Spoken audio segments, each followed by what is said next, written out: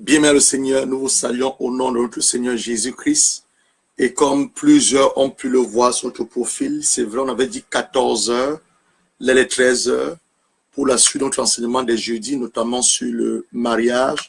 Et cet après-midi, on parle de la méthode Maman Sarah. Mais avant cela, nous voulons nous exhorter sur les temps de la fin. Parce qu'il y a non pas seulement une urgence, mais l'heure est grave. Nous vivons les temps de la fin. Si vous vous souvenez, lundi, nous avons parlé de la sœur dont le diable a voulu enlever sa fille. Mais malheur pour lui, sa fille, Dieu l'avait cachée, a caché sa fille en Christ. Donc, il n'a pas pu le lui enlever. Je ne sais pas comment tu as dormi. Je ne sais pas si tu as fait un rêve sur la mort. Mais comme je dis, l'heure est grave. Comme vous l'avez pu également remarquer sur notre profil, nous avons dit ce mois de novembre, le mois de décembre, tous ces 2 mois jusqu'en janvier 2018, nous allons enseigner sur le combat spirituel. Et chaque samedi, on a des prières de délivrance. Donc, je ne voudrais pas que tu manques à ces moments-là. Et je veux aussi te demander de ne pas attendre que nous te mettons en jeûne. Toi-même, décide de prendre le jeûne. Décide de prendre le jeûne. Cet après-midi, nous allons nous exhorter avant de passer la vie de notre père spirituel, le pasteur Sanogo, sur la méthode Maman Sarah, comme je l'ai dit la dernière fois. Je ne voudrais pas avoir la prétention de parler comme cet homme de Dieu, ce général de Dieu. Donc, je vais seulement passer la vidéo pour que vous les suivez, ceux qui attendent que Dieu se manifeste dans leur mariage. Mais avant cela, nous voulons nous exhorter pour cet après-midi. Et comme vous le savez, avant de faire toutes choses, nous voulons conduire toutes choses à les mains du Saint-Esprit. C'est lui qui inspire la parole de nos bouches. C'est lui qui conduit toutes choses. Mais te demander rapidement d'aller acheter du pain. Va acheter du pain. Ça, c'est le pain sans levain. Tu n'as pas peut-être pas tu ne peux pas peut-être avoir le pain sans levain. Achète du pain. Achète du pain. Prends du jus de raisin. Prends du jus de raisin. On va prendre la Sainte Seine. Prends le jus de raisin. Ou alors, tu peux acheter du jus de raisin. Prends un verre d'eau. Je crois à la puissance de la parole. À la parole de Dieu. Prends un verre d'eau. On va prendre la Sainte Seine. Mais avant cela, on va s'exhorter. Et avant de nous exhorter, on va d'abord adorer. On va d'abord adorer. Et ensuite, confier le moment en les mains du Saint-Esprit pour qu'il conduise toutes choses et qu'il nous amène là où le Seigneur a planifié nous amener. Mais disposons nos cœurs, nos esprits et laissons le Saint-Esprit nous conduire. Mon âme soupira et mon esprit te cherche en lui, Seigneur. Toi seul est le désir de mon cœur et je vis pour t'adorer. Mon âme, mon âme, mon âme, mon âme soupira et mon cœur te cherche en lui, Seigneur. Toi seul est le désir de mon cœur et je vis pour t'adorer. Commence à élever la voix à Dieu pour disposer ton cœur. Demande, élève la voix pour demander, élève la voix. Demande à Dieu de disposer ton cœur. Demande à Dieu de disposer ton cœur. Demande à Dieu de disposer ton cœur. Enfin, que ce moment que nous voulons commencer, lui me conduit toute chose. Demande à Dieu de disposer ton cœur. Demande à Dieu de disposer ton cœur. Oh, élève la voix, élève la voix, élève la voix. Brindu basanda randa su kubasaka rakasa. Brikasanda randa su. Saint-Esprit, nous avons besoin de toi. Nous avons besoin de toi, Saint-Esprit. Viens conduire toutes choses, conduis toutes choses, conduis toutes choses. Dispose-nous, Saint-Esprit, dispose nos cœurs. Illumine-nous, Saint-Esprit. Inspire les portes de ma bouche. Esprit de Dieu. Mon Dieu, mon roi, parle-nous par ta parole. Parle-nous par ta parole. Tout ceci au nom du Seigneur Jésus-Christ. Je dis tantôt que l'heure est grave. L'heure est grave à la mesure où nous sommes dans les temps de la fin.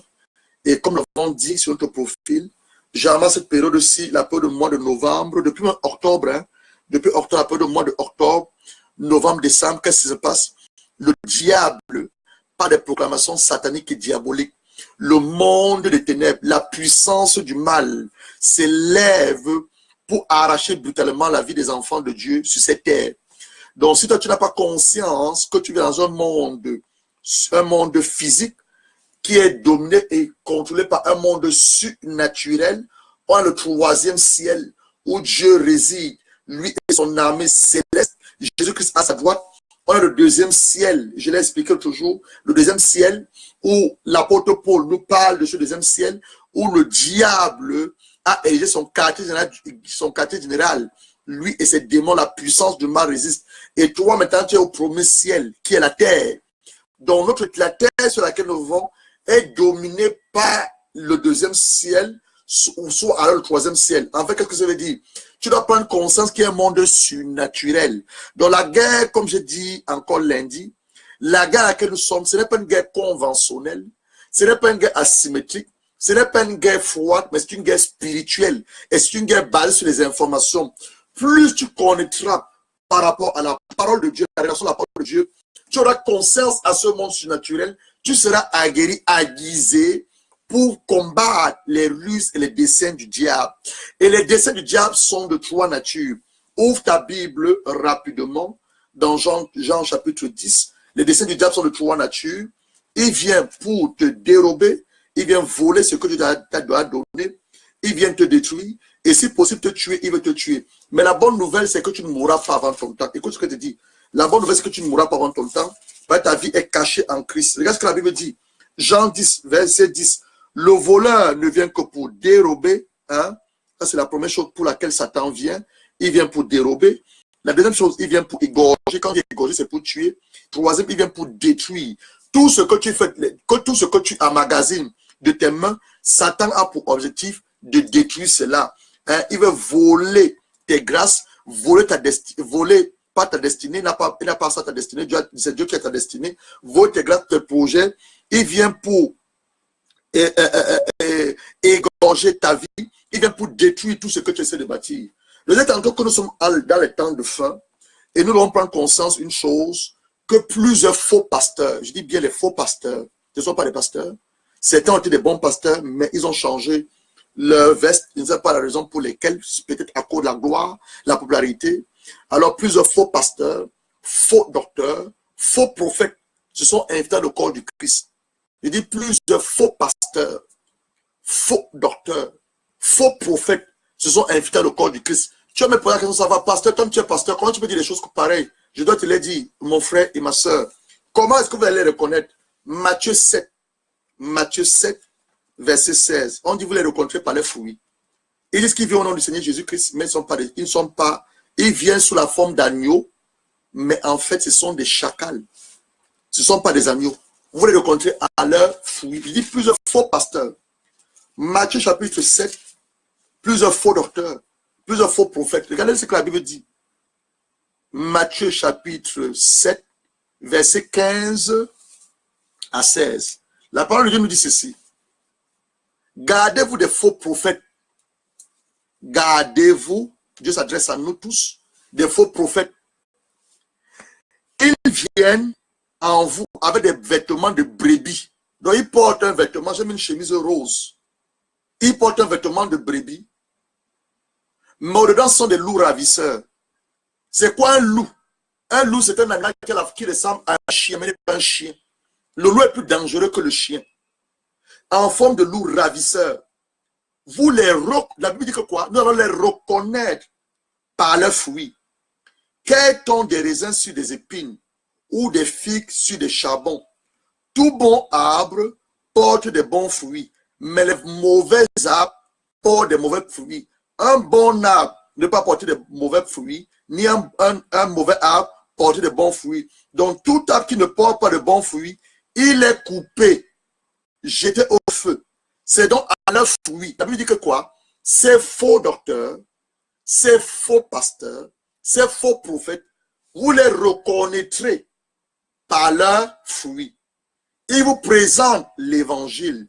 Ils ont les Bibles à main, mais leur vie, leurs actes disent le contraire. Ouvre encore ta Bible dans Matthieu 24. Matthieu 24. Je ne suis pas là pour parler de ça, mais je le ressens en moi. C'est une sainte colère qui monte en moi, que plusieurs brebis que vous êtes ont été abusés par ces faux pasteurs, par ces faux prophètes, par ces faux docteurs. Donc je ressens cette sainte colère en moi, raison pour laquelle j'en parle. Matthieu 24. Comme Jésus s'en allait au sorti du temple, ses disciples s'approchèrent pour lui en faire remarquer les constructions. Il leur dit, voyez-vous tout cela? Je vous le dis en vérité, il ne restera pas ici pierre sur pierre qui ne soit renversé. Il s'assit sur la montagne des Oliviers. Et les disciples vinrent en particulier lui faire cette question. Dis-nous, quand cela arrivera-t-il?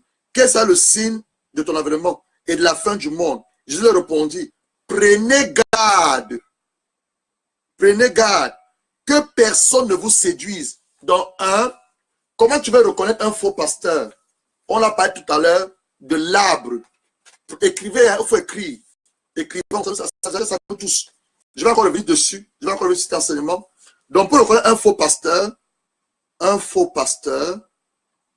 moi je suis en train d'écrire, un faux docteur, un faux prophète, comment on va les reconnaître? On a dit, leurs vêtements. Dans le vêtement, on va les reconnaître d'abord par leurs vêtements. Le vêtement, ils portent des vêtements de brebis, alors que ce sont des loups ravisseurs. Donc, je vais les reconnaître par le vêtement. De deux, qu'est-ce qu'on a dit? Matthieu 7, Sœur Carmen, que Dieu te bénisse. Servante Claudia, que Dieu te bénisse. On prend la Sainte Seine. Donc, Carmen, je sais pas si tu as appelé la Sainte Seine une fois dans ta vie. Prends un pain et tu as du jus de raisin. Je te prends le jus de raisin ou alors tu prends un verre d'eau. On va faire, c'est pour établir une alliance avec Dieu pour le mois de novembre, le mois de décembre. Et tous les samedis, on aura les prières de délivrance. Dans Matthieu 7, nous a dit ceci, versets 15 à 16. On dit, gardez-vous des faux prophètes. Donc Dieu nous met en garde. Quand on dit garde-toi, donc on te prévient qu'il y a un danger. On te prévient qu'il y a un danger. On te prévient qu'il y a un mal qui va arriver. On te dit que garde-toi, donc mets-toi en garde, donc prends des précautions. Donc fais attention à des faux prophètes. Ils viennent à vous avec des vêtements de brebis. Donc, tu les reconnais par les vêtements. Mais non, ils ne sont pas des brebis, ce sont des loups ravisseurs. Donc, deux, ce sont des loups ravisseurs. Qu'est-ce qu'un ravisseur fait? Un ravisseur prend tout ton argent. Il te fait croire qu'en s'aimant à l'église, en payant tes dîmes, en payant son carburant, tu auras la prospérité. C'est du mensonge. Donc, vous allez les reconnaître par là. Ils prennent tout votre argent. Ils prennent tout votre argent. Ils vous interdisent même de vous marier. On va voir ça. Ils vous empêchent de vous marier. Ils ne veulent pas que vous mariez. Ils ne veulent pas que vous ayez des enfants. Ton mari n'a pas l'autorité sur toi. C'est le pasteur qui a le dernier mot. Il faut écrire. Moi, je vais écrire ça. Merci Saint-Esprit. Donc, ils prennent votre argent. Prennent votre argent. Tout ton argent doit aller à l'église. Où est-ce que c'est écrit dans la parole? Prennent tout votre argent. 4, ton mari ne doit plus avoir. D'abord, il vous empêche de vous marier.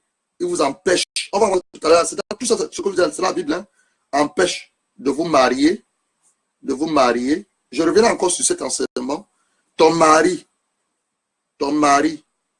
ne doit plus avoir le dernier mot. Ne doit plus avoir le dernier mot sur toi. Donc, ton mari te fait le repos que tu te rentres tard, ma femme, de cette église. C'est quelle église où tu vas toute la journée? Tu rentres tard. Tu fais même plus à manger. Tu t'occupes même plus des enfants. Donc, parce que le pasteur te demande de rester à l'église tard. C'est où ça la Bible? Où on a écrit ça la Bible? Donc, ton mari ne doit plus, ton mari n'a plus le dernier mot. N'a plus le dernier mot sur toi. Quand je dis sur toi, ça veut dire que quoi? Sur ton foyer. Sur toi. Donc, ton foyer. Donc, c'est le pasteur ou le faux prophète, le faux docteur qui contrôle ton foyer. Ton foyer. On a numéro 5. Numéro 6. On a dit ceci. Vous les rencontrez par les fruits. Leurs fruits. Donc, leurs fruits ne seront pas des bons fruits. Donc, leurs fruits ne sont pas des bons fruits. Car un bon arbre porte des bons fruits. Bon, on continue dans Matthieu 24. Matthieu 24, chapitre 5. On a dit ceci. Matthieu 24, chapitre 5. On a dit ceci. Jésus a dit ceci. Car plusieurs viendront sous mon nom, Donc, ils viennent au nom de Jésus, mais Jésus ne les a pas envoyés. Dans 7, ils viennent et se réclament du nom de Jésus. Du nom de Jésus. Ce sont les signes, hein, pour les reconnaître, les signes. Donc, il faut écrire les signes. Moi, je suis en train d'écrire les signes pour les reconnaître. Donc, il faut écrire, ma soeur. Écrivez, mes frères, les signes pour les reconnaître. Pour les reconnaître les faux pasteurs, les faux docteurs et les faux prophètes. Donc, ils viennent et se réclament du nom de Jésus. Hein? Ils viennent et se réclament du nom de Jésus. Qu'est-ce que la Bible nous dit? Matthieu 24. C'est moi qui est le Christ. Ils séduiront. Voilà ce que la Bible dit. Hein? Car plusieurs viendront sous mon nom en disant, c'est moi qui est le Christ. Ils séduiront beaucoup de gens. Donc, on parle de quoi? La séduction. Ils vont travailler quoi? L'esprit de séduction. Ils vont travailler l'esprit de séduction. Séduction. Séduiront beaucoup de gens. Vous n'entendez pas de guerre, des bruits. Gardez-vous. Quand il faut que ces choses arrivent, mais ce n'est pas encore la fin. Une nation dont Jésus nous parle de ce genre de choses. Donc, on a dit, tu vas les reconnaître avec le vêtement. Ils viennent avec un vêtement de brebis, mais sont des loups ravisseurs. Ça, c'est un. De deux, ils vont prendre tout ton argent, te faire quoi que tu dois s'aimer à l'église. En semant à l'église, tu as la prospérité. Prends tout ton argent. Je ne te demande pas de ne pas payer ta dîme. Paye ta dîme, paye tes offrandes. Mais quand tout ton argent va maintenant aller pour la cause de l'évangile, ce n'est plus une bonne chose. La Bible ne te le dit pas. Ce n'est pas biblique, ce n'est pas culturel. Ils vont t'empêcher de te marier. T'empêcher de te marier, on va lire ça. Ton mari n'a pas le dernier mot dans la maison. C'est maintenant le pasteur qui a dirigé ton foyer. On a dit, vous allez les reconnaître par leurs fruits.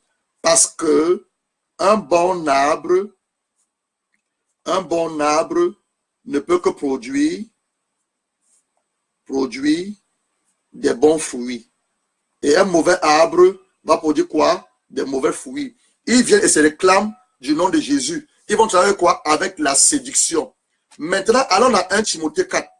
1 Timothée 4, on est simplement l'entrée s'exhorter. Ensuite, on va par la Sainte Seine. 1 Timothée 4, 1 Timothée chapitre 4, 1 Timothée chapitre 4. Sœur Carmen, tout ce que je dis, il faut regarder la Bible. Hein. Je lis la Bible. La servante de Dieu Claudia, ouvrez vos Bibles. Hein. Moi, je lis la Bible. Hein. Ces faux pasteurs là même vont venir avec d'autres livres. Ils vont même plus lire la Bible. Ils vont venir avec d'autres livres. La Bible dit ceci. Mais l'Esprit dit, l'Esprit c'est le Saint-Esprit. Expressément que dans les derniers temps, quelques-uns abandonnent la foi. Donc, plusieurs vont perdre la foi. Pour s'attacher à des esprits séducteurs. Donc, la séduction encore revient. Donc, ici, on va encore mettre numéro 8. Numéro 8. Il travaille les esprits séducteurs. Les esprits séducteurs pour vous aveugler et pour vous envoûter.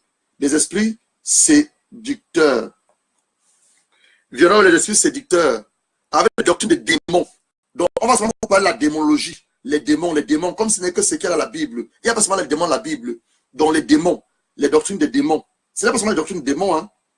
Il n'y a pas seulement les démons dans la Bible. Jésus est là. La main de Jésus est là. Les faits de Jésus sont là. La sanctification est là. La bonne nouvelle est là. D'ailleurs, c'est seulement les démons. Tout le fond, ce sont les démons. Les démons. On élève le nom de Satan. On élève Satan. On élève Jésus, qui est le Tout-Puissant. Donc, on parle de la démonologie ici. Donc, on venir avec les démons. Hein, la doctrine des démons. Doctrine des démons. L'hypocrisie. Hein, ils seront hypocrites. Ils vont dire des choses. On est au numéro combien? Je suis au numéro 10 maintenant. L'hypocrisie. Ils vont dire les choses qu'ils ne pensent pas à leur cœur. Dans l'hypocrisie. C'est ça un hypocrite.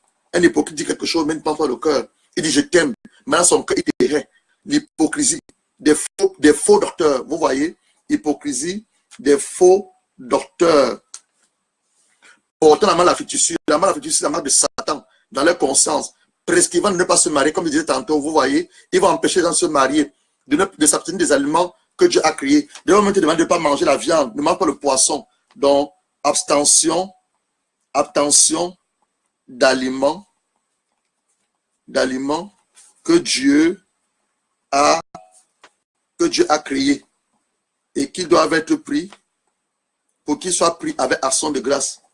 Pour qu'ils soient pris avec action de grâce. Moi, je suis en train d'écrire, hein, avec action de grâce.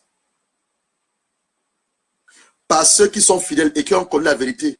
Car tout ce que Dieu a créé, bon, il doit être rejeté pour pouvoir le prendre avec action de grâce. Parce que tout est sanctifié par la parole de Dieu et par la prière. On est au numéro 11. On va continuer avec, ouvre ta Bible dans 2 Thessaloniciens. La deuxième lettre de Paul aux Thessaloniciens. 2 Thessaloniciens, chapitre 2. J'aime vraiment mal, parce que moi, je suis un pasteur aussi. Pas des gens qui disent qu'ils sont pasteurs, qui ne sont même pas des pasteurs. Moi, ça me fait mal. Ça me fait mal. Parce que beaucoup sont séduits. 2 Thessaloniciens, chapitre 2, jusqu'au verset 13. Pour ce qui concerne l'avènement du Seigneur Jésus-Christ et notre réunion avec lui, nous vous prions, frères, de ne pas vous laisser facilement ébranler dans votre bon sens. De ne pas vous laisser troubler, soit par quelque inspiration, soit par quelques paroles, ou par quelques lettres qu'on dirait venues de nous. Comme si le jour de Christ est déjà là. Donc vous allez voir les prodiges, vous allez voir les miracles. Ce n'est pas pourtant dire que Dieu fait ça avec ces hommes-là. Non. Donc on est au 12e point. 12e point, dont les miracles, les prodiges, les visions même. Il peut même faire apparaître les anges à l'église. Ce n'est pas Dieu. Hein? On dit ceci, si le Christ est déjà là, que personne ne vous séduise. Donc on parle de la séduction. D'être avec la séduction, avec l'esprit de séduction. Que personne ne vous séduise d'aucune manière. Qu'il faut que l'apostasie, c'est quoi l'apostasie? On va travailler sur l'apostasie. Soit arrivée auparavant et qu'on ait vu paraître l'homme du péché, le fils de la perdition, l'adversaire, qui s'élève au-dessus de tout ce qu'on appelle Dieu ou de ce qu'on adore, jusqu'à s'asseoir dans le temple de Dieu, se proclamant lui-même Dieu. On parle ici de Satan. Verset 5. Ne vous souvenez-vous pas que je vous ai dit ces choses, je vous disais ces choses lorsque tu es encore chez vous. Et maintenant, vous savez ce qui le retient, afin qu'il ne paraisse qu'en son temps, car le mystère de l'iniquité agit déjà. Il faut seulement que celui qui le retient encore ait disparu. Alors paraîtra l'impie que le Seigneur détruira par le souffle de sa bouche et qu'il anéantira par l'éclat de son avènement. Il parle de Satan que Dieu va détruire. La personne, cet impie, se fera par la puissance de Satan. Donc Satan aussi la puissance. Satan fait des miracles. Satan fait des prodiges. Satan fait des visions. Mais ce n'est pas Dieu. Dans la puissance de Satan, avec toutes sortes de miracles, je dis ça non. Voilà les miracles ici, les signes. Donc tous les signes là qu'on voit dans les églises là, ce n'est pas Dieu qui est derrière. Les signes et les prodiges de mensonges. Donc on a mis ici prodiges, mensongers. Mensonger, avec toutes les séductions de l'iniquité. Donc on parle encore de la séduction, toujours la séduction, pour ceux qui périssent, parce qu'ils n'ont pas reçu l'amour, la vérité, pour être sauvés aussi. Maintenant, voilà Dieu. Dieu va maintenant avoir une puissance d'égarement, pour qu'ils croient au mensonge. Donc il travaille avec le mensonge aussi. On est au verset 13, on est au chapitre 13, le mensonge. Pour qu'ils croient au mensonge, afin que ceux qui n'ont pas cru à la vérité, mais qui ont pris plaisir à l'injustice, soient condamnés. Verset 13. Pour nous, frères bien-aimés du Seigneur, nous devons à votre sujet rendre continuellement grâce à Dieu, parce que Dieu vous a choisi dès le commencement pour le salut, par la sanctification de l'esprit, de la foi en vérité. Donc vous qui me suivez, je crois que Dieu vous a choisi, afin que vous ne tombez pas dans les ruses de ces hommes, de ces faux pasteurs, de ces faux docteurs, de ces faux prophètes qui sont en train de séduire plusieurs dans les églises. Dites dans les églises, ce ne sont pas les églises, ça s'appelle les synagogues de Satan. On va le voir aussi. Mais aujourd'hui, je vais m'arrêter dans Éphésiens chapitre 5, verset 14, pour que nous prenions la Sainte Seine. Éphésiens chapitre 5, verset 14, il dit ceci: pour ce qui est dit, réveille-toi, ce Mundissa Thérèse, réveille-toi, Guy Massin Nanfak, réveille-toi, Carmen Mercer, réveille-toi, Claudia Abigail, réveille-toi, Nucha Eric, réveille-toi, Voilà Boudère, réveille-toi, Christine Bomba. Toi qui dors dans les morts, et Christ va t'éclairer. Comment Christ nous éclaire? Christ nous éclaire par sa parole. Par la parole. Je lis toujours la parole. Et je vous demande toujours d'avoir votre Bible. Donc, plus ces faux docteurs même vont vous empêcher même de lire la parole. Ils vont vous lire d'autres livres. Ils vous diront que ce sont des livres saints. Donc, je vais encore mettre, on 15 pour les reconnaître. Ils vont vous parler des livres saints. Que nous allons lire les livres saints. On doit lire la parole. C'est la seule chose que Dieu nous a donnée, la parole, la Bible. On doit lire la Bible, la seule chose que Dieu nous a donnée. Donc, on a en train de dire ceci, que nous sommes en train de parler des temps de la fin. plusieurs faux pasteurs, faux docteurs, faux prophètes se sont introduits dans le corps du Christ, se proclamant d'être des hommes de Dieu. Mais en fait, ils sont les agents du monde des ténèbres. Ce sont les serviteurs du diable. Vous me suivez? Ils travaillent avec l'esprit de séduction, l'esprit d'envoûtement et l'esprit d'aveuglement spirituel. Plusieurs hommes de Dieu, ça c'est maintenant les hommes de Dieu, les vrais hommes de Dieu, qui ont bien commencé à servir Dieu, ils l'ont abandonné, ils ont fait des pactes avec le diable. Sinon, comment tu peux m'expliquer qu'un pasteur t'exige de donner l'argent pour faire ta délivrance? Jésus a dit dans sa parole, vous avez reçu gratuitement, donné gratuitement. Si moi-même qui te parle, je te dis que tu as besoin de la délivrance et que donne-moi une certaine somme d'argent, moi-même je deviens un faux pasteur. Ce que nous avons reçu gratuitement, nous devenons gratuitement. Maintenant, en signe de reconnaissance ou par rapport à ce que l'homme de Dieu a fait comme travail dans ta vie, tu peux prendre une offrande et donner à l'homme de Dieu. Mais en aucun cas, on doit t'exiger de l'argent pour faire ta délivrance. Deuxièmement de choses, un pasteur qui couche avec les fidèles à l'église. Je dis un pasteur qui couche avec les fidèles à l'église. Voilà les jours encore avec lesquels vous allez le connaître.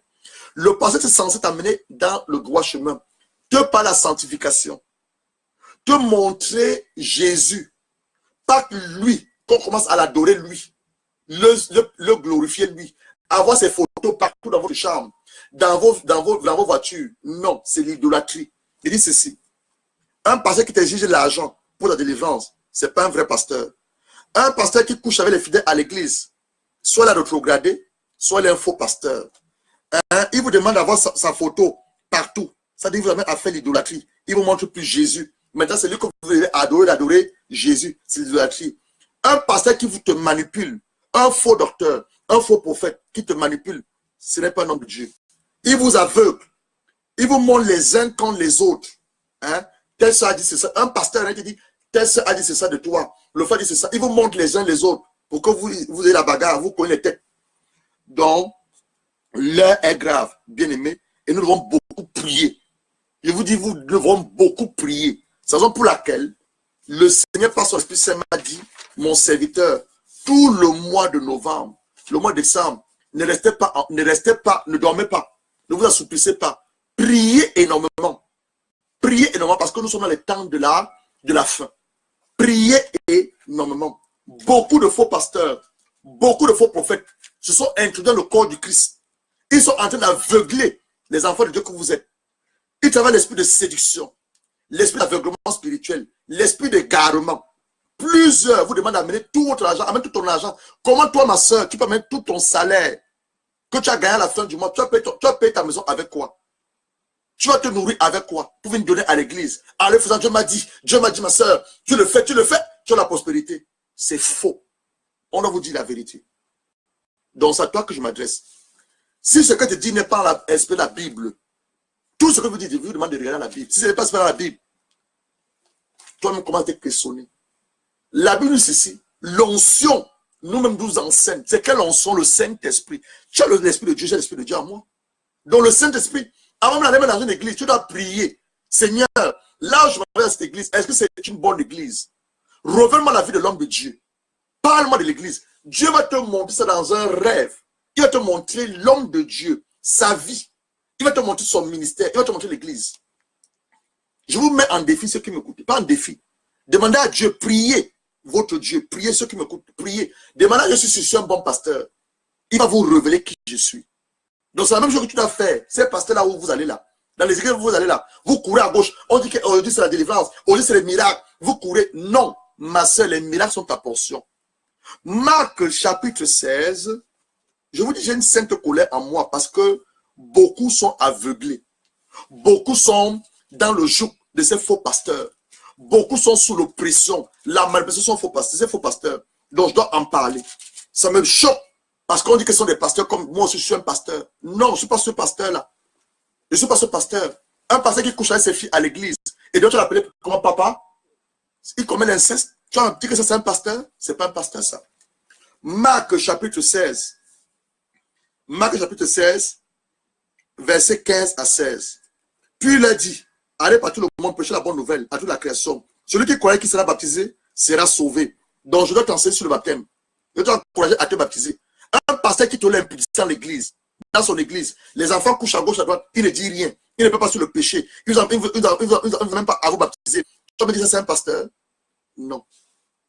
J'ai dit ceci, puis il a dit, allez par tout le monde, prêcher la bonne nouvelle, toute la création. Celui qui croira qui sera baptisé, et celui qui ne croira pas sera condamné. Voici les miracles qui accompagneront. La Bible dit que voici les miracles qui vont t'accompagner, pas les miracles que tu dois rechercher.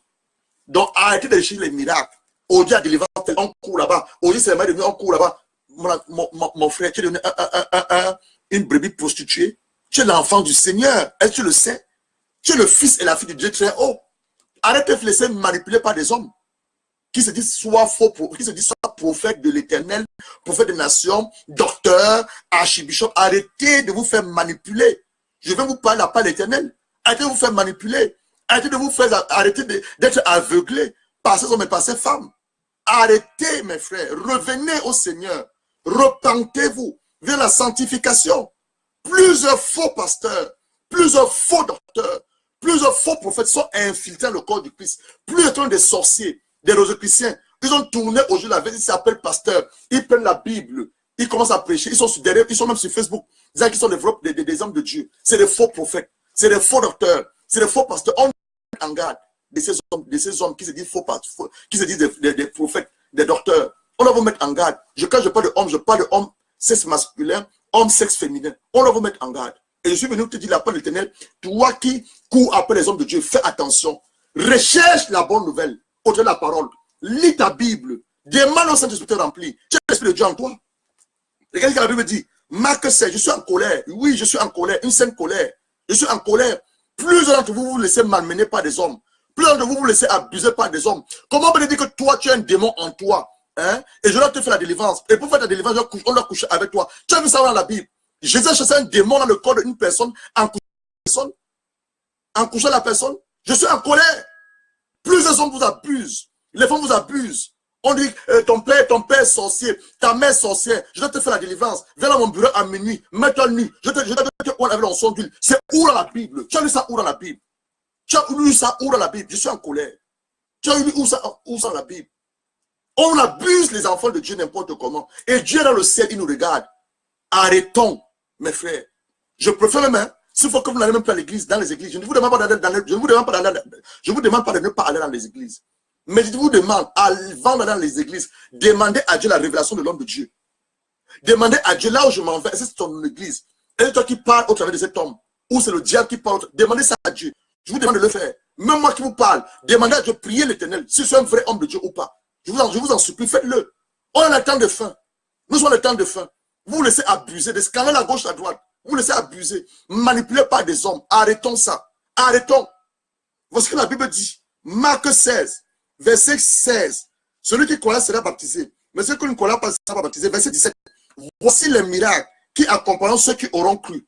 On a pas dit que tu dois rechercher les miracles. Tu cours à gauche. Là-bas, maintenant, c'est l'onction du mariage. On ne croit pas l'onction du mariage. C'est l'onction des enfants. On ne croit pas. Non, non, non, non. Arrêtons ça.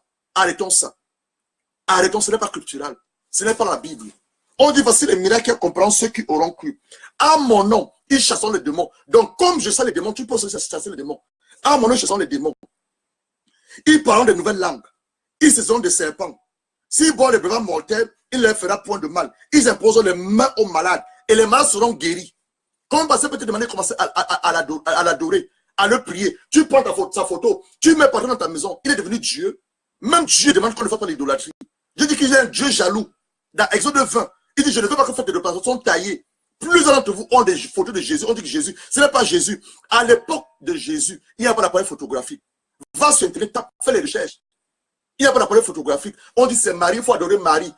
La Bible dit, hein, il y a un seul médiateur entre Dieu et les hommes, le Seigneur Jésus-Christ. Il faut lire ça. Un seul médiateur entre les dieux et les hommes. Maintenant, j'étais en train de vouloir chuter. Ouvre ta Bible dans 1 Jean chapitre 2, verset 27. On dit que l'onction, donc même quand on vous enseigne, le Seigneur te dit confirme dans ton esprit ce que Jésus est en train de te dire. Même quand on vous enseigne, l'onction vous enseigne toutes choses. C'est quoi l'onction? C'est le Saint-Esprit. Tu as le Saint-Esprit en toi. A été laissé malmener par un homme qui se dit un homme de Dieu, une femme de Dieu. Arrêtons ça. On vous abuse. Hein? Tu vas à l'église pour contenter la bonne nouvelle, tu te retrouves encore même plus emprisonné que par le passé avant de venir à l'église. Et on insulte, on met tous les pasteurs dans le même lot. Non, non, non, non, arrêtons cela.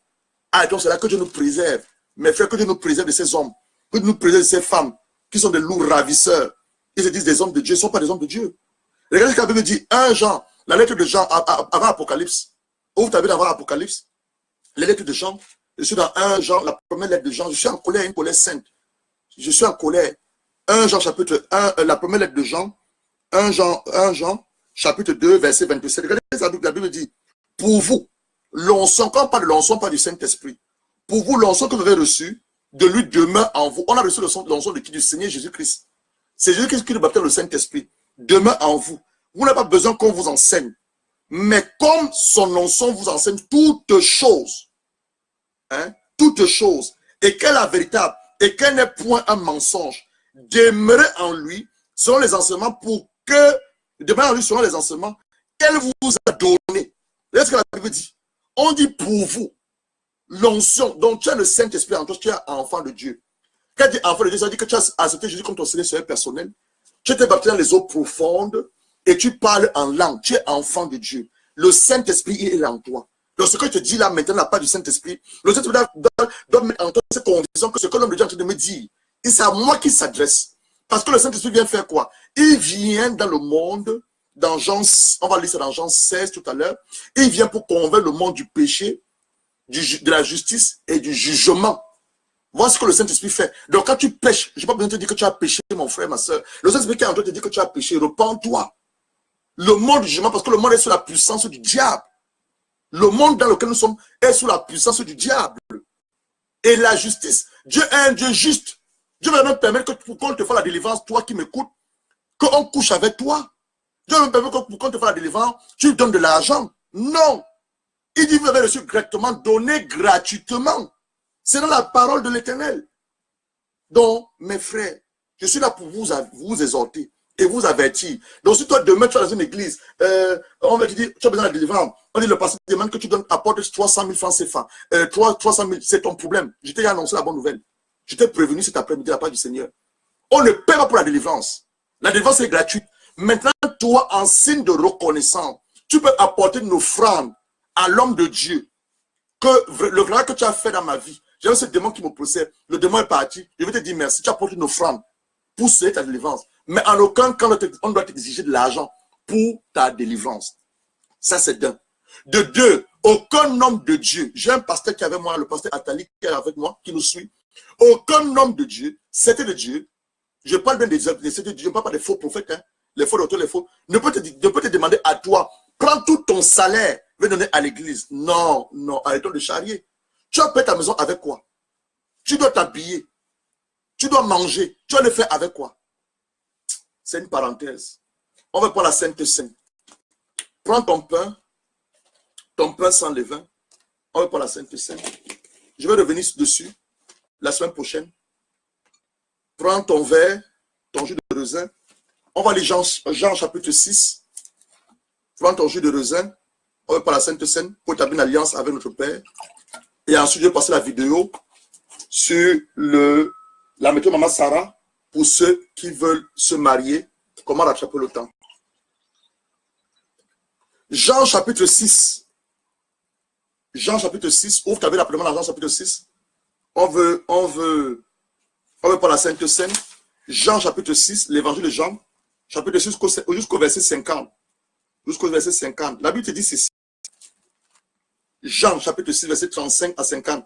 Jésus leur dit, je suis le pain de vie. Celui qui vient à moi n'aura jamais soif, n'aura jamais faim. Celui qui croit à moi n'aura jamais soif. Mais je vous l'ai dit, et vous m'avez vu, vous croyez, tout ce que le Père me donne viendra à moi. Je ne mettrai pas dehors celui qui vient à moi, car je suis descendu du ciel pour faire non ma volonté, mais la volonté de celui qui m'a envoyé. Or, la volonté de mon Père qui m'a envoyé, c'est que je ne perds de rien de tout ce qu'il m'a donné, mais que je le récite au dernier jour. La volonté de celui qui m'a envoyé, c'est que quand on voit le Fils, croit en lui. Donc, il faut voir le Fils, croire en lui, est la vie et l'éternel, et je le réciterai le dernier jour. Les Juifs murmuraient à son sujet, parce qu'il avait dit, je suis le pain qui est descendu du ciel. Il disait, n'est-ce pas là Jésus, le fils de Joseph, ceux dont nous connaissons le père et la mère, comment donc, dit-il, je suis descendu du ciel? Il ne comprenait pas en fait que Jésus, même si c'était le fils de Marie et de Joseph, il était né surnaturellement par la puissance du Saint-Esprit. Dans Luc chapitre 1, verset 37, Marie a demandé à l'ange, comment cela se fera-t-il? L'ange a dit à Marie, la puissance de Dieu viendra sur toi. D'abord, l'ombre va te couvrir, la puissance de Dieu viendra sur toi, et l'enfant qui naîtra de toi sera appelé fils de Dieu, parce qu'il est saint. Donc Jésus a été conçu par le Saint-Esprit. En d'autres termes, Jésus, son père, c'est le Saint-Esprit. Donc Marie était seulement comme une mère porteuse. Comme j'ai toujours l'habitude de dire, vous ne devez pas adorer Marie. Je rends grâce à Dieu parce qu'il a choisi Marie. Marie pourrait être comme toi, c'est un Gémeaux, vierge, que Dieu a fait une grâce particulière. Il a choisi, il a mis à part pour qu'elle soit une mère porteuse. Comme le monde dit, il y a des mères porteuses. Il y a des femmes qui ne peuvent pas accoucher et qui vont voir des mères porteuses. Elles prennent la sémence de leur mari. On introduit ça dans l'utérus de la maman. La mère porte l'enfant. Quand elle accouche, elle donne au couple. Donc, c'est ce qu'on appelle une mère porteuse. Donc, Marie n'a qu'une mère porteuse. Donc, on ne va pas prier au nom de Marie. Marie n'a jamais te sauvé de la mort. Marie ne peut pas intercéder à ton égard. Marie n'est que la mère de Jésus. Et après Jésus, Marie a eu 5 autres enfants. Jésus a eu 3 frères et il a eu 2 sœurs. Donc Marie ne peut pas intercéder à ma faveur. La seule personne qui peut intercéder en notre faveur, c'est le Seigneur Jésus-Christ. Donc ils ont dit, voilà le fils de Joseph, ce dont nous connaissons le père et la mère qui est Marie. Comment dit-il, je suis descendu du ciel? Jésus leur répondit, ne murmurez pas entre vous, nul ne peut venir à moi si le Père qui m'a envoyé ne l'attire. Et on continue, je ne resterai au dernier jour. Il est écrit dans les prophètes, ils seront tous enseignés de Dieu, ainsi que quiconque a entendu le Père a reçu son enseignement, vient de moi. Ce n'est pas que personne ait vu le Père, sinon celui qui vient de Dieu. Celui-là a vu le Père. En vérité, quand la parole de Dieu dit en vérité, ça veut dire qu'il n'y a pas de mensonge. Il peut y avoir une autre vérité. Il peut y avoir une contre-vérité. En vérité, et surtout quand ça le dit 2 fois, en vérité, je vous le dis, celui qui croit en moi est la vie. Premier de mystère. 1. Crois en Dieu, ça te donne l'assurance d'avoir la vie éternelle. Je suis le pain de vie. Vos pères ont mangé la manne dans le désert, ils en sont morts. C'est ici le pain qui est descendu du ciel, afin que celui qui en mange ne meure pas. Jésus parle de ce pain. Ça, c'est le pain sans levain. Ça vient d'Israël. Donc, ça vient d'Israël. La boîte que vous voyez là, elle vient d'Israël. C'est un pain sans levain. Tu parles dans n'importe quelle bibliothèque chrétienne. Tu dis que tu vas acheter du pain sans levain. On va te donner ça. Avec la croix. C'est fait en Israël, à Jérusalem. Le pain sans levain. Comme il n'y a pas de pain sans levain chez vous, prenez n'importe quel pain. Si vous avez le jus de raisin, vous le prenez. Si vous n'avez pas le jus de raisin, tu vas prendre de l'eau. Tu vas demander pardon à Dieu de ne pas avoir le jus de raisin chez toi. Tu vas prendre de l'eau. Mais sinon, chaque samedi, à partir du samedi prochain, on va prendre la Sainte Seine. Après le pain de délivrance, on prend la Sainte Seine. On établit notre alliance avec Dieu, une alliance de protection. Alors, il dit ceci, vos pères mangent la manne dans le désert, ils en sont morts. C'est le pain qui est descendu du ciel. Qui en mange, c'est le pain qui est descendu du ciel, afin que celui qui mange ne meure point. Deuxième mystère, en mangeant ce pain, je te dis que tu ne mourras pas. Ton corps est destiné à la destruction. Tu vas mourir un jour, c'est qui est sûr. Moi, je vais mourir un jour. Mais dis ceci, même quand ce corps va mourir, en d'autres termes, c'est une transition. Tu pars de la terre pour le ciel, pour revenir sur la terre. Le moment n'est pas, je ne suis pas disposé à parler ça. Le moment n'est pas pour parler de ça. En fait, nous ne mourrons pas. Il y a un transfert qui se passe. On part de cette terre pour le ciel et pour revenir sur la terre. Je vais revenir dessus. Parce que les gens ne vont pas comprendre ce genre-là maintenant. Ce n'est pas le moment. On ne meurt pas. On ne meurt pas. C'est là que vous pouvez comprendre ce que je viens de dire. Il y a une transition qui se fait. Je reviens dessus. Alors, il dit, tu ne mourras pas. Si quelqu'un mange de ce pain, le pain dont il parle, il vivra éternellement. Le pain que je donnerai, c'est ma chair. Il parle de ce pain. Que je donnerai pour la vie du monde. Là-dessus, les Juifs se disputaient entre eux, disant, comment peut-il donner sa chair à manger? Je leur dis, en vérité, je vous le dis, si vous ne mangez la chair, il parle de ça, la chair du Fils de l'homme, et si vous ne buvez de son sang, il parle de ceci, vous n'avez point la vie en vous-même. Je commence doucement parce qu'on va maintenant pour la Sainte Seine. La parole de Dieu nous dit ceci. Si je ne mange pas de cette chair, je ne bois pas de ce sang, je n'ai pas la vie en moi-même. Je sais que beaucoup, selon vos niveaux spirituels, auront du mal à comprendre ce que je suis en train de vous dire. Mais je vais aller doucement. Quand une personne fait un accident de circulation, on l'amène à l'hôpital. Si son cas est très grave et qu'on lui fait une transfusion sanguine, on va chercher à connaître quel est le groupe sanguin de la personne. Par exemple, moi je suis le groupe sanguin 0. Donc s'il m'arrive un jour de faire un accident, pour qu'une personne me donne son sang, il faut qu'il soit du même groupe sanguin comme moi, du groupe 0. Maintenant, quand on prend le sang de la personne, on va te mettre une perfusion. On va te mettre une perfusion pour que ce sang de la personne vienne renforcer. Ou bien, si tu veux, viens une transfusion. On va transfuser le sang de cette personne-là pour te mettre dans ton corps. En fait, on te donne la vie de cette personne. Voilà ce que ça veut dire. On te donne la vie de cette personne-là. Cette personne, tu es en train de mourir, tu as perdu ton sang. On te donne la vie de cette personne. Donc, maintenant, pour la question de savoir, si cette personne est un marabout, on te donne la vie de qui? D'un marabout. Parce que c'est un transfert. Si cette personne est un sorcier, on va te donner quoi? La vie d'un sorcier. Donc, Jésus disait que pour que cela ne nous arrive donc pas, nous devons donc manger sa chair. Parce que lui, il est mort à la croix pour nos péchés. Et boire son sang. Donc, en buvant le sang de Jésus, je prends la vie de Jésus dans mon corps. Oh, j'espère que tu comprends ce que je viens de dire. En mangeant la chair de Jésus, je prends les capacités surnaturelles de Jésus. Jésus est mort physiquement 3 jours du tombeau. Il a porté un corps glorifié. Il peut traverser les murs, marcher sur les eaux. Voilà le Jésus dont on te parle. Le Jésus ressuscité, le Christ. Pas le Jésus avant la croix. Le Jésus avant la croix, il était un homme 100% et Dieu 100%. Mais le Christ, le ressuscité, il est Dieu. Je dis ceci. Jésus, que tu lis dans la Bible, avant la croix, fils de Joseph, de Marie, homme 100% et Dieu aussi 100%. Mais le Jésus ressuscité, le 3e jour, il est Christ. Christ est loin de Dieu. Il est Dieu. La plénitude de Dieu est en lui.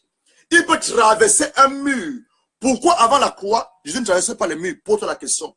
Il peut marcher sur les eaux. Son nom va changer. Son nom ne sera plus Jésus, mais ça va devenir Jésus-Christ. Loin de Dieu. Dieu en une personne humaine. Donc voilà ce que tu dois comprendre comme mystère. Je dis ceci. Donc quand tu vas manger sa chair, tu vas boire de son sang. Il dit ceci. Tu auras la vie en toi. Première des choses. Il dit ceci. Je reprends. Verset 22. Verset 52.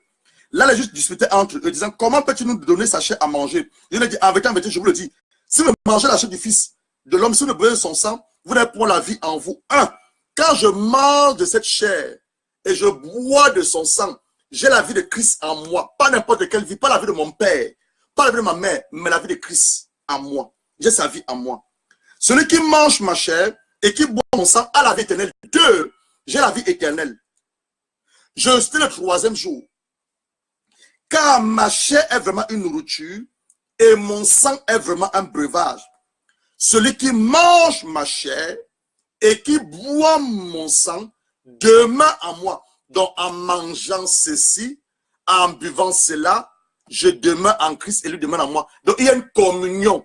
C'est ça pour laquelle on parle du repas du Seigneur, la Sainte Seine ou la communion.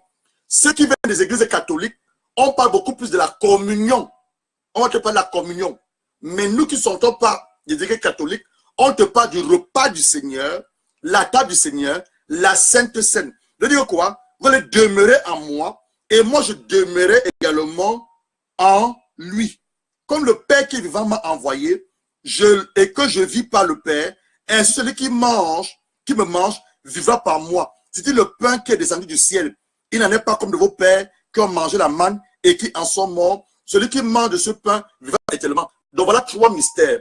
Le premier mystère, Jésus dit que quoi? Si je mange de sa chair, je bois de son sang, j'ai la vie éternelle. Ça c'est d'un. De 2, si je mange de sa chair, je bois de son sang, je suis en communion avec lui. Et lui, il est en communion avec moi. Et j'ai la vie, sa vie en moi. Plus, ce n'est plus moi qui vis. mais lui vit en moi. Ça veut dire que quoi? Dans cette manière, ton corps, quand tu es en train de manger la chair de Jésus, bois son sang, cette manière, ton corps, la maladie va disparaître. Si un démon qui t'oppressait, le démon va partir. Tu avais des mauvais rêves, tu t'es oppressé à cause de la chair de Jésus et son sang, ça va disparaître. Pourquoi? Parce que c'est toi qui vis. Tu as pris les capacités de Jésus en toi, tu as pris son sang en toi, donc ce n'est plus toi qui vis, mais il y a un transfert de vie. La vie de Christ vient en toi. Sa puissance te remplit. Son onction brise le joug. Mais avant cela, condition sine qua non. Est-ce que tu es enfant de Dieu? Est-ce que tu as confessé un jour Jésus comme ton Seigneur et Sauveur personnel? Parce que pour prendre la Sainte Seine, il faut être enfant de Dieu, baptiser dans les eaux profondes. C'est vrai que là où tu es, tu me suis interdit pour te baptiser. Mais cet après-midi, tu vas reprendre après moi. Tu vas reprendre la prière de confession de foi pour accepter Jésus comme ton Seigneur et Sauveur personnel. Toi qui vivais mal ou qui marchait mal, quand il parle de vivre mal, marcher mal, ça veut dire que quoi? Les hommes qui ne sont pas mariés, tu n'es pas marié, je te m'adresse à toi. Tu vis avec un homme de concubinage qui n'est pas ton mari. Ma soeur, ne prends pas la Sainte Seine. Je t'en supplie, pas les compassions de Christ, ne prends pas la Sainte Seine. Toi qui peux régler ta vie avec le Seigneur, tu as commis peut-être un péché hier. Demande d'abord pardon à Dieu avant de prendre la Sainte Seine. Ce n'est pas pour tout le monde. La Sainte Seine, si ce n'est pas pour tout le monde, c'est pour les enfants de Dieu.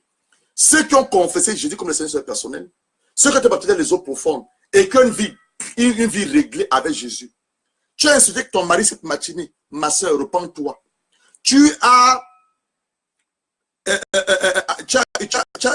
une rancune dans ton cœur. Enlève la rancune avant de prendre la Sainte Seine. Je dis ça pourquoi? Parce que 1 Corinthiens, chapitre 11, nous dit ceci. 1 Corinthiens, chapitre 11, nous dit ceci. Je vais lire à partir du verset 21. 1 Corinthiens, chapitre 11, pour la Sainte Seine. Je dis ceci. Je commence à partir du verset 17. En droit, cet avertissement que je ne loue point, c'est que pour que vous vous assemblez, non pour devenir meilleur, mais pour devenir pire. Et d'abord, j'apprends que lorsque vous vous réunissez en assemblée, il y a parmi vous des divisions. Je le crois en partie, car il faut aussi qu'il y ait des sectes parmi vous, afin que ceux qui sont approuvés soient reconnus comme tels au milieu de vous. Lorsque donc que vous vous réunissez, ce n'est pas pour manger le repas du Seigneur, car on se met à table, chacun commence par prendre son propre repas, l'un a faim, tandis que l'autre est ivre. N'avez-vous pas de maison pour y manger et boire? Ou me posez-vous l'église de Dieu? Faites-vous honte à ceux qui n'ont rien. Que dirais-je? Vous louerai-je en cela? Je ne vous loue pas. Voilà ce que l'apôtre Paul dit maintenant, verset 23. Car j'ai reçu du Seigneur ce que je vous ai enseigné, comme je viens de vous dire, on n'adore pas Marie, on n'adore pas la photo de Marie, on n'adore pas la photo de son pasteur, on ne couche pas avec son pasteur, on ne prend pas un chapelet, on commence à prier au chapelet. Non. On prie au nom de Jésus.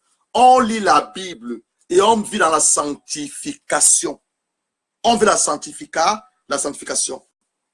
Voilà ce que je vous ai reçu du Seigneur. Je vous ai enseigné ce que le Seigneur Jésus-Christ, dans la nuit où il fut livré, il prit le pain.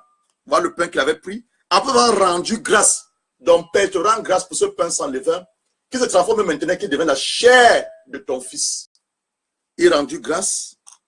Puis il prit et il a dit, mangez. Ceci est mon corps qui est rompu. Donc, c'était rompu selon Ésaïe 53. C'était rompu, qui est rompu pour vous. Faites ceci à mémoire de moi. Demain, après avoir soupé, il prit la coupe. Il dit, cette coupe est la coupe à la nouvelle alliance. La première alliance est établie avec Moïse. C'était une alliance basée sur les lois, les 10 commandements. Jésus-Christ est venu avec la deuxième alliance, les 10 commandements et le sang des boucs, qui couvrait les péchés sur une année. Mais Jésus-Christ est venu avec la nouvelle alliance, bâtie sur son sang, pour effacer nos péchés, passés, présents et futurs. Une seule fois, il est entré dans le lieu très saint. Or qu'avec Moïse, le souverain sacrificateur, chaque année, couvrait les péchés du peuple avec le sang des animaux, le sang des boucs, le sang des taureaux et le sang des veaux. Mais Jésus est allé une fois avec le lieu, dans le lieu très saint, avec son sang à lui, une seule fois, pour faire quoi? L'expiation. Quand on parle d'expiation, on parle d'effacer nos péchés, passés, présents et futurs. C'est pour laquelle nous buvons le sang de Jésus. Le sang de Jésus. Alors, à la nouvelle alliance, faites la nouvelle alliance à mon sang. Faites à mémoire de moi. Toutes les fois que vous en boirez, car toutes les fois que vous mangez ce pain et vous buvez cette coupe, vous annoncez la mort du Seigneur lorsqu'il vienne. Verset 27. C'est pourquoi celui qui mangera le pain ou boit la coupe du Seigneur indignement Donc, quand on parle indignement, tu vis mal, mais tu veux boire ça, tu veux manger ça. C'est la coupe envers le corps et le sang du Seigneur. Que chacun donc s'éprouve soi-même. Donc, là où tu as décidé de prendre la chair du Seigneur cet après-midi et boire son sang. Agenouille-toi là où tu es. Tu ne fais pas ça par rapport au pasteur Gérard, mais tu fais ça par rapport à la parole de Dieu. Agenouille-toi où tu es et qu'on va demander pardon à Dieu. Moi, où je suis aussi, je vais m'agenouiller pour demander pardon au Seigneur. S'éprouver soi-même qu'ainsi, il mange du pain et boit la coupe. Car celui qui mange et boit sans discerner que ceci est devenu la chair du Seigneur et son sang, boit et mange un jugement contre lui. Verset 30. C'est pour cela qu'il y a parmi vous beaucoup d'infirmes, des malades, et qu'un grand nombre en sont morts. Donc tu manges la chair du Seigneur et tu bois son sang sans discerner. Tu fais la fornication, l'adultère. Tu risques soit être infirme, malade, et plus que tu peux même mourir physiquement. Voilà ce que la Bible te dit. Tu peux mourir physiquement. Donc là où nous sommes, nous allons nous agenouiller et nous allons demander pardon à Dieu. Le sang de Jésus, le sang, le sang de Jésus, le sang, agenouille-toi comme je le fais aussi. Ensuite, d'humilité, respect à la parole de l'Éternel. Le sang de Jésus, le sang qui a collé pour le sang de Jésus, le sang de Jésus, le sang, le sang de Jésus, le sang, le sang de Jésus, le sang, qui a collé pour moi, pour tes péchés. Commence à te repentir. Repends-toi, repends-toi, repends-toi, repends-toi. Papa, nous venons humblement devant ta face. Je viens avec tous tes serviteurs, tes servantes, dans ton trône de la grâce, Père. Nous reconnaissons que nous avons mal marché. Nous reconnaissons que nous avons mal parlé. Nous avons mal pensé. Nous avons mal agi. Nous avons fait des choses qui te sont totalement abominables. Des choses éternelles qui sont contraires à tes saintes écritures. Nous avons pris conscience de ces choses, pour laquelle tu demandes de nous pardonner. Nous décidons de les abandonner, Père, et de revenir à toi, toi qui es notre Père. Toi qui n'as pas repoussé l'enfant, le fils prodige. Père, nous voici, tes fils et tes filles, comme l'enfant prodige. On revient à toi, la bergerie. Ne demandez pas par le précieux sang de Jésus de nous laver de nos péchés. Par le précieux sang de Jésus de nous sanctifier. Par le précieux sang de Jésus de nous réconcilier avec ta sainte personne. Seigneur Jésus, use de compassion, use de miséricorde, use de ta grâce, de ta bonté à notre égard et laisse totalement la volonté du Père s'accomplir. Au nom de Jésus-Christ. Tu n'as jamais confessé Jésus comme ton Seigneur personnel. Tu as prié avec moi. Tu as repris cette prière. Tu as dit, Seigneur Jésus, je reconnais que j'étais loin de toi. Je reconnais que je marchais loin de ta parole. Je reconnais que j'ai même été séduit. Je me suis laissé séduire par les faux docteurs, les faux pasteurs, les faux prophètes. Je suis même peut-être tombé avec un pasteur. Je te demande de me pardonner. Père, j'ai adoré Marie. On ne doit pas adorer Marie. J'ai la photo de Jésus chez moi. Ce n'est même pas Jésus. Je te demande de me pardonner, Père. J'étais chez les marabouts, les praticiens, les docteurs, les charlatans. Papa, de me pardonner. Je t'en supplie au nom de ton fils Jésus-Christ. J'ai écouté la bonne nouvelle cet après-midi par ton serviteur. Je te demande de me pardonner. Efface mon nom dans le livre de la mort. Inscris mon nom dans le livre de la vie. Que je ne sois plus la fille de Satan, mais que devienne aujourd'hui, cet après-midi, en date de 2 novembre, ta fille et surtout ta servante. Au nom de Jésus-Christ. Je t'avais prié avec foi. Dieu t'a pardonné. Tu es maintenant devenu sa fille et son fils. Alors je t'encourageais de rester dans sa présence, de marcher à la sanctification, de prier l'Éternel. Tu vas pas dans une église, de prier l'Éternel, de demander à l'Éternel de te montrer une église évangélique. Là où Jésus est élevé et là où on enseigne la bonne nouvelle en esprit et en vérité. Maintenant, on a dit ceci, dans Jean 6, il nous a dit ceci, si nous mangeons de sa chair et nous buvons de son sang, nous avons la vie éternelle avec nous. Il demeure en nous et nous demeurons avec lui. Même si nous mourons, il va rester nos corps. Le jour de la résurrection. Il a dit sa chair est vraiment une nourriture et son sang est vraiment un breuvage. Prends maintenant donc la chair de Jésus. Prends la chair, ça c'est la chair de Jésus maintenant. On a prié pour cela. Prends maintenant sa chair, mange la chair de Jésus. Mange la chair de Jésus comme je fais aussi. Mange la chair de Jésus. Tu manges sa chair. Et maintenant, Ça, c'est la coupe à la nouvelle alliance. L'alliance au sang de Jésus. Prends cette coupe. Prends cette coupe. Pour établir une nouvelle alliance. Toi-même, une alliance de protection, une alliance de vie. Avec le sang de Jésus. Prends la coupe. Prends la coupe.